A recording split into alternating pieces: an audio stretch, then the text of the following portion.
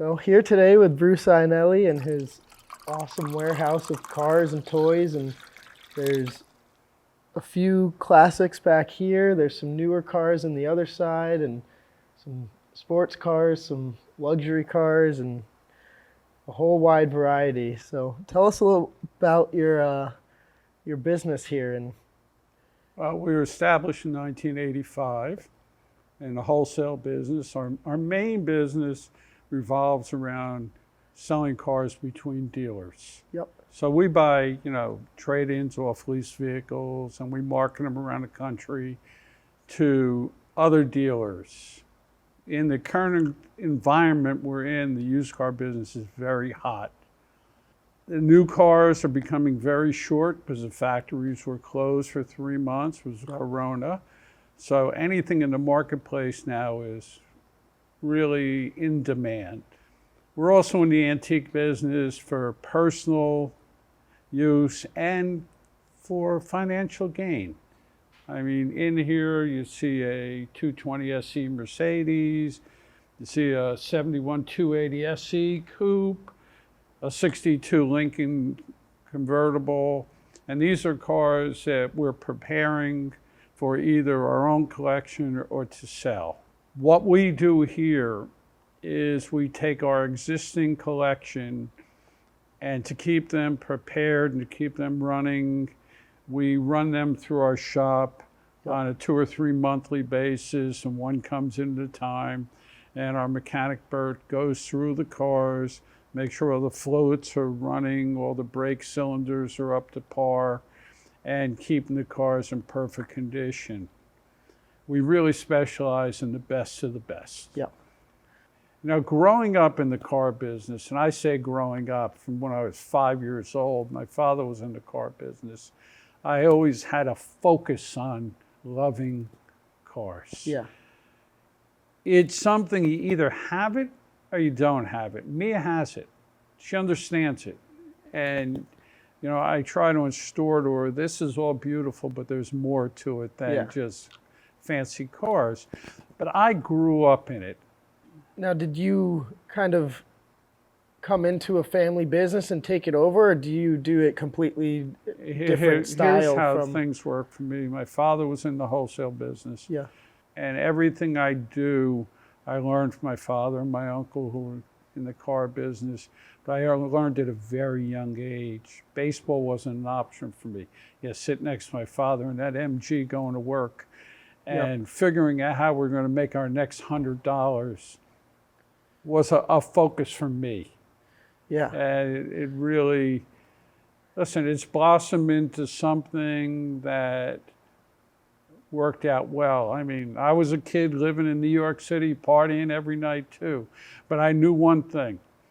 7 o'clock in the morning, I had to be up at work and going quick. And when I was a kid, and I was 16 or 17 years old, and I was buying an old Mercedes for $2,000 and driving it to a dealer and selling it for $2,300, and I thought I hit the emphasis of profit. And then I hitchhiked home, and I tried to figure out where I was going to buy my next car, and that's how it all started for me. Yeah. Over the years, as my father got older, I went off to a place right here in New Jersey, a Jaguar dealership. We opened up a wholesale business. Yeah. I worked there for a number of years, and I worked in the wholesale business. Then I migrated to a place called Jerome Avenue, which was the epicenter of the wholesale car business in the Bronx of New York. And I opened up a place. I worked for a place called Grand Prix. And after 3 or 4 years, I realized if I was ever going to make anything out of myself, I was going to open up my own place. Yeah. So I opened up a business on Jerome Avenue. And the employees I have today have been with me ever since. We ran our business in New York for about 10 years, and then I decided I'm going to come back to Jersey, and we moved everyone off Jerome Avenue. We took this industry and we closed it in New York and brought it to a building in Teterboro across from the airport that a friend of mine owned, and we ran a 10-bay wholesale, 10 different companies under one roof, and that became the epicenter of the wholesale business. Yep. After a number of years, I wanted to be away from that, so I bought this building and we opened up here. Yeah. And there aren't a lot of us left. I guess something I was curious about is obviously you grew up from a very young age, your whole life kind of in the business and being around cars, and obviously cars have changed so much since over the years. And I mean, even from 5 years ago to now, cars have changed so much. Like, what was it like watching all the evolution of the cars and seeing how the designs change, but also in some Mercedes now you can see design elements from the original models displayed in that? Well, if you really follow Mercedes, they had all sorts of series of cars that replicated the original Silver Arrows in the racing days in the 50s and the 60s. And when AMG incorporated themselves with Mercedes, there were a lot of things going on with wide bodies and different kind of wheels and different kind of metals and simpler interiors, but more defined interiors with different metals. So like our SLS, which, it's a little different, it's a little antiquated, but it's the best sports car. It's a car that you don't grow tired of. Yeah. Once you get in that car, it's got that long hood and that big motor in there, and you step on the gas and it's just a pleasure to drive. Yeah. It's almost like driving a Mercedes from the 70s and the 60s. So, well, it's known to be one of the greatest driving cars, or drivers' cars too, and you really feel the road in that car, and you can really get a good handle of the road in that car. It's a cool car, and I kept it all these years. We bought it new in 2012. When we got the McLaren, I said to Mia, we have to sell the SLS, and she knew I would never sell it. So yeah, I guess there's obviously a lot going on in this shop, and a lot on the day-to-day, like how that starts. Are you kind of roll in whenever, see what's going on, and see what's going on for the week? Is there regimented schedules, or? What happens, we have 5 buyers on the road all day long. So I'm on the phone most of the day with the buyers. I usually get here about 8 o'clock in the morning, and we set up the day, what cars do we have on the road to pick up, which buyers are coming in, and we try to create action. Yeah. The more cars come in, the more action we have. So we're buying and selling all day long, and the buyers are booking in cars, talking to us. I'm in the back with Matt, on the internet. We're selling some cars on the internet. We're trying to collect money all the time because, collections is part of the business. Logistics is part of the business. We have 10 drivers that are moving around all the time, picking up cars, delivering cars. So it's a whole logistics business. It's a whole financial business, so it's a whole balancing act of what we do. We run a business where people we buy from, their word is good. If something's misdescribed or not right, we work it out. If we sell something and someone's not happy, it's not an option. Bring it back. Yeah. We'll give you your money back. It's not an option, or we'll sell it to you for a little less. We've had these same customers 30 and 40 years. Most of the customers are my friends. And at the end of the day, I make my 10 phone calls. What did you sell today? How was your retail business? What's going on? Yep. And you want to keep yourself comfortable with everyone, knowing what's going on.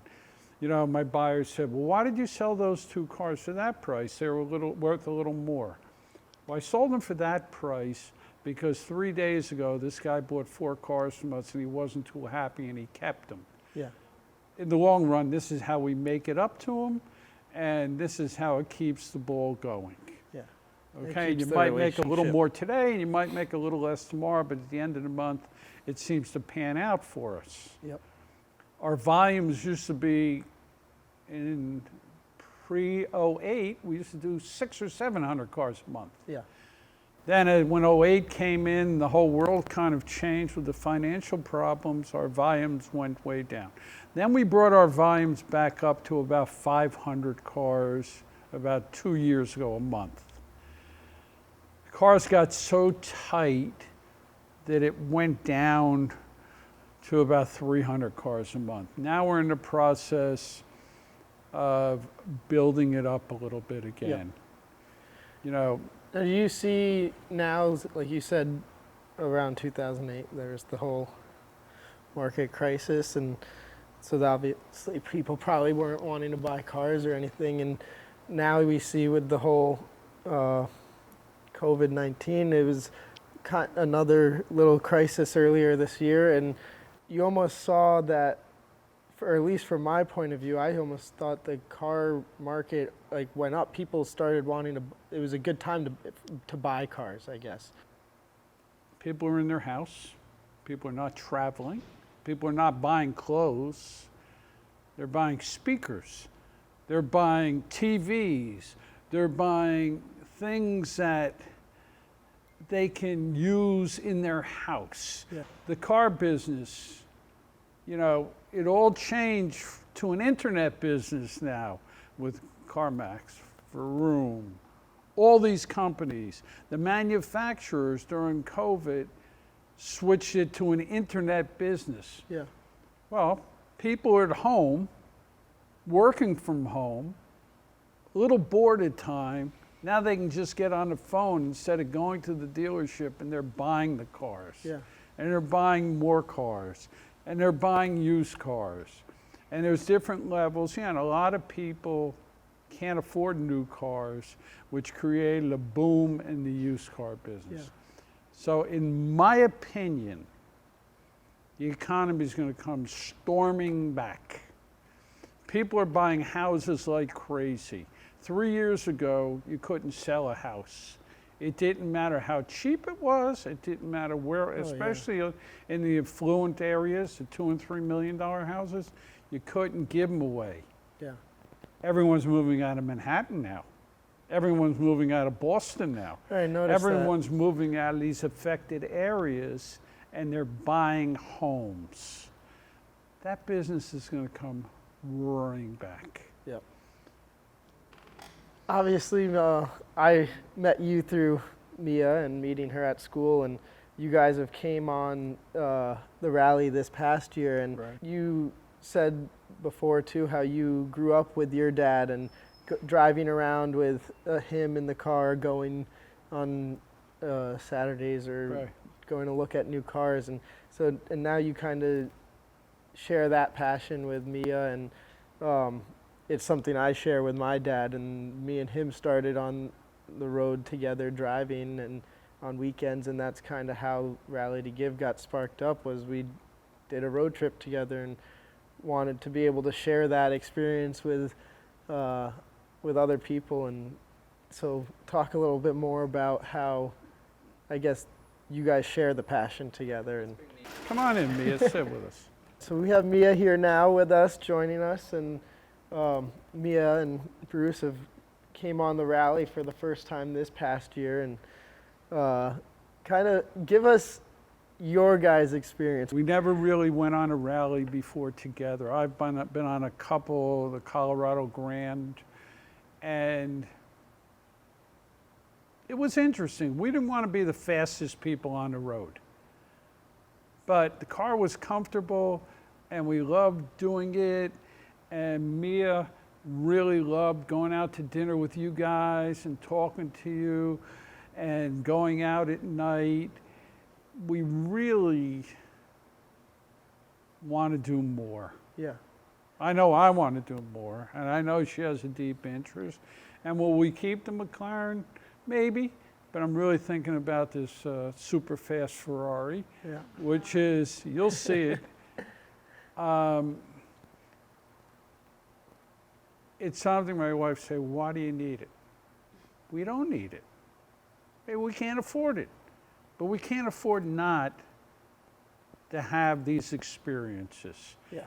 That's the difference. Listen, when I went on the Colorado Grand is a rally. It's 1,000 miles through Colorado, through the mountains. And every car was $2 to $3, $4 million. Yeah. It's people that are not into it, but they're into driving a $4 million car around. Yeah. Well, I should say, during that rally, I didn't meet one person. Yeah.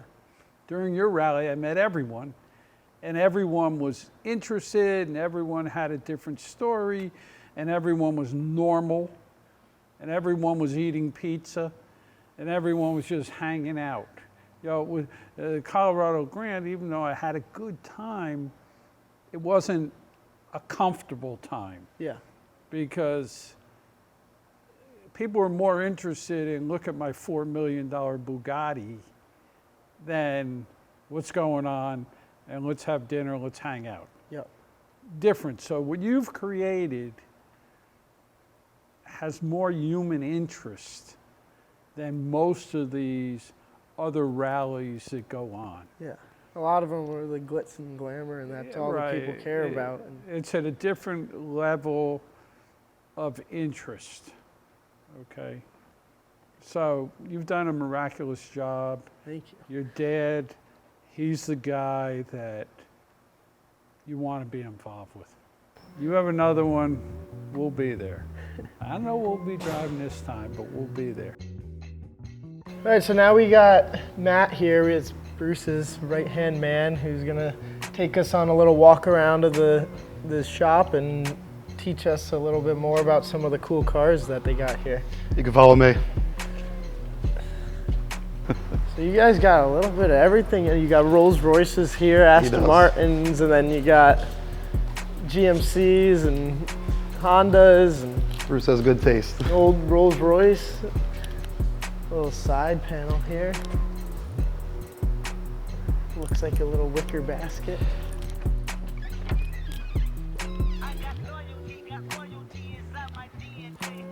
Oh my God.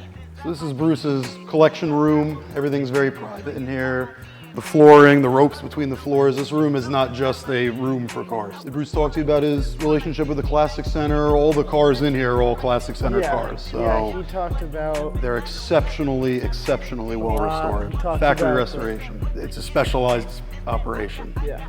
The Jaguars are all the same way. They were restored by an operation called Classic Showcase, who gentleman Tom is another guy who just is all Jags. Yeah. So if you ask Tom what's the right trims and what's the right wiper blade arms for this particular year, which series, he knows. Mint chocolate chip ice cream, the colors.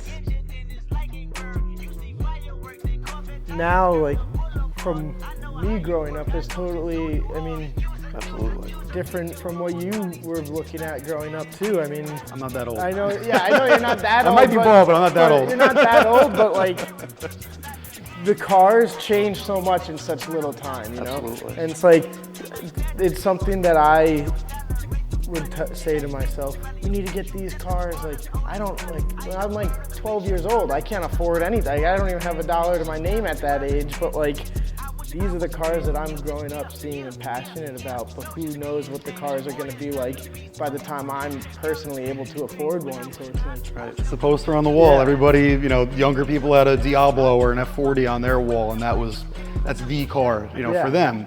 Or even like a 190E Cosworth Mercedes or the Evo 1 and 2s. Now that's like the hot thing because Yep. those young people are now Well, it's- growing up and able to afford them and are able to be better, you know, around them. Yeah. It's a 280 SL. Jaguar E-Type as well. 190 SL. That's a Euro 280 SL. 190 SL. 230 SL. This is an XK. It's an early XK 120. Silver Arrow SL 500. It's one of 1,550 cars. This is the sister to the other E-Type. It's also a race spec. This is set up as a fixed head coupe versus the Roadster. This is an XK150S. It's actually Ray Milland's car, the actor, and it is one of 199 cars. SL600, the last of the generation with that body style with a big V12, and are now becoming extremely desirable. So we call this kind of like our holding tank. This isn't sealed off and no one knows it exists. The cars are here.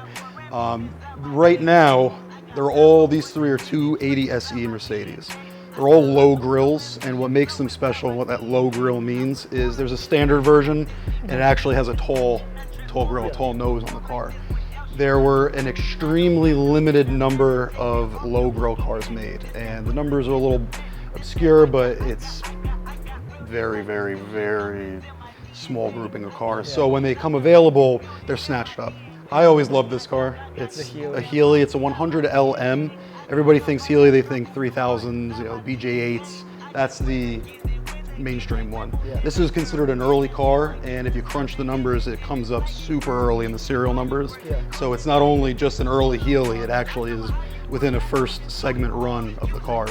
Yeah. Now, what goes into the upkeep on, I don't see them on trickles or anything, or to correctly care for them. Yeah, a guy like Bert, who's spent his whole life handling cars like that, who knows the specifics, and younger guys, younger technicians may not have the chance or learn from somebody that has finesse for it. Yeah. It's not a car you plug into an OBD port, clear the code, and say, all right, it's an oxygen sensor. Yeah.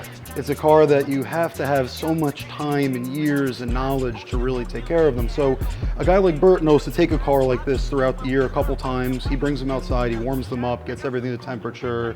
If something needs to be addressed, he does it. Things just naturally seals dry, it happens. Yeah. So a guy like him says, all right, we're gonna stay on top of it so that if Bruce says, one day I wanna drive this car home, you get in, hit the keys, and it'll go. Not gonna have any issues. Or you can say, I want it to go to an auction, I'm gonna sell this to somebody, it needs to work. And there's cars that, Bruce will pass on saying, I don't want a car that's been sitting in somebody's garage that, looks great, but the gas tank's filled with rust and the brakes don't work, and it's a nightmare. Yeah. And it's great if you're gonna keep the car and not touch it and just look at it, but if you wanna drive, which is what the cars are still meant for, they need to be taken care of. Yeah. So that's why Bruce has cars like the Volvo he can drive, and then there's cars like these where you can keep them as an investment that are perfect. Yeah. So it's good to have a mix.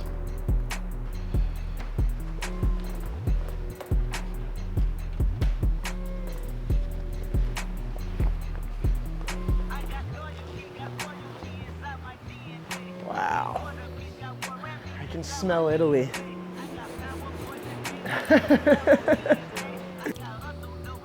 Oh.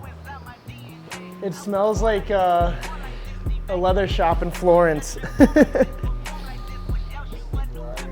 So we call it the Ferrari room. Yep. Plenty of Ferrari memorabilia. But they're both 308s, and they're both, again, pristine cars that you probably wouldn't be driving heavily. Yeah. That's something that there's easier, cheaper ones out there. You can stick with those if you want to really drive them and beat them up a little bit. These are the ones you tuck away. Yeah. I love this one with the black and red interior. It's not your average, you typically see them with the tan interior, and this one, This is a Galaxy 500 Skyliner retractable. But this car was restored by a gentleman named Jerry Capizzi, and who unfortunately we just lost from what's been happening through the virus. Yeah. And he was a Lincoln Ford guru, and I mean literally.